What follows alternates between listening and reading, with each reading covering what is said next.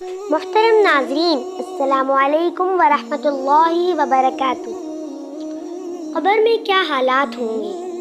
ہم تو پرانی چادر اتار کر بس بستر پر نئی چادر بچھواتے ہیں، اور جس وقت مٹی کا بستر ہوگا تو اس وقت کیا بات بنے گی، اور مٹی کی چادر تو اس وقت کیا ہوگا۔ جب بلب فیوز ہو جائے تو فوراً بلب لگاؤ۔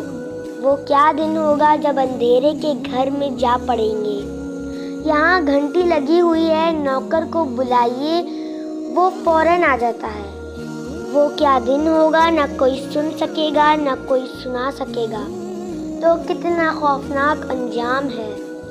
کپڑے پر داغ لگا ہو تو اتار دو، آج بدن پر کیڑے رینگ رہے ہیں۔ گھنٹوں چہرے کو سجایا، کتنے صابن، کتنے شیمپو، کتنی خوشبوئیں، کتنی اور۔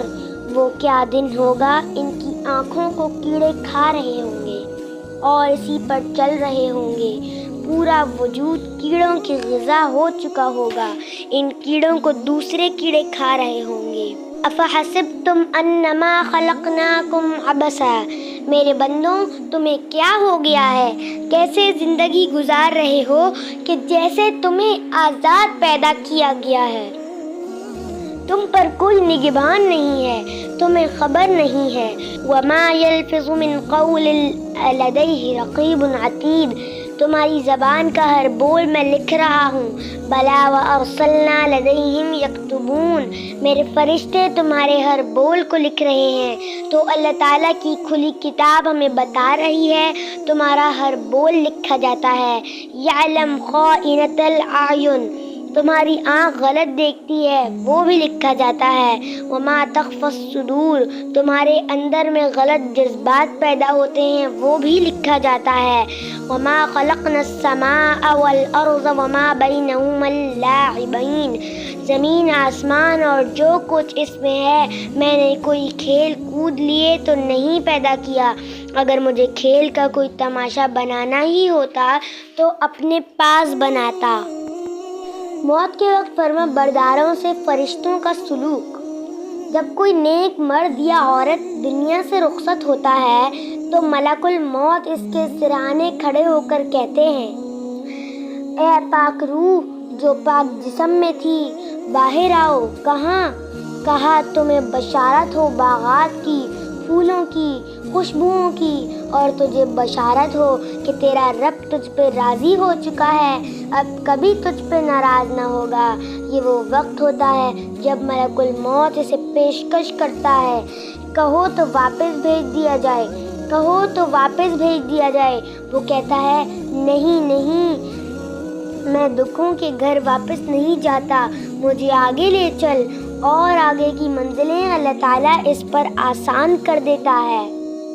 میرے بھائیوں اور بہنوں، ہمارے لیے سب سے بڑا مسئلہ وہ ہے کہ جب لوگ ہمیں قبر کے گڑھے میں ڈال کر واپس آ جائیں گے، اپنی اولادیں جا کے پھینک کے واپس آ جائیں گی، اور وہ چند دنوں کے بعد بھول جائیں گے کہ کوئی ماں تھی، کوئی باپ بھی تھا، یا کوئی بھائی بہن بھی تھی، کوئی دادا تھا یا پھر کوئی دادی تھی۔ یہ سب رشتے ناتے موت تک ہیں۔ چند دنوں کے بعد ہر کوئی بھول جاتا ہے، کوئی کسی کو یاد نہیں رکھتا۔ اللہ اپنی ذات میں لافانی ہے، باقی ہے، قائم ہے، دائم ہے، بے مثل و بے مثال ہے۔ موت کے وقت نافرمانوں کے ساتھ فرشتوں کا برتاؤ، کیونکہ جب کوئی نافرمان مرد یا عورت مرتا ہے تو 4 فرشتے اس کے ساتھ ہوتے ہیں جو آتے ہی اس کی پٹائی شروع کر دیتے ہیں، اور ملک الموت آ کے کہتا ہے، اے خبیث روح جو خبیث جسم میں تھی، نکلو۔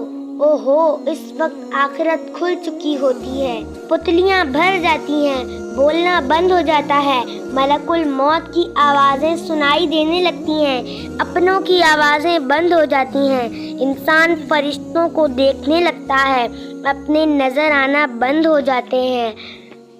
باہر آؤ۔ کہاں؟ فرشتہ کہتا ہے کہ باہر آؤ، تمہارے لیے بے شمار عذاب تیار ہو چکے ہیں، اور تمہارے لیے کھولتے ہوئے پانی ابل رہے ہیں۔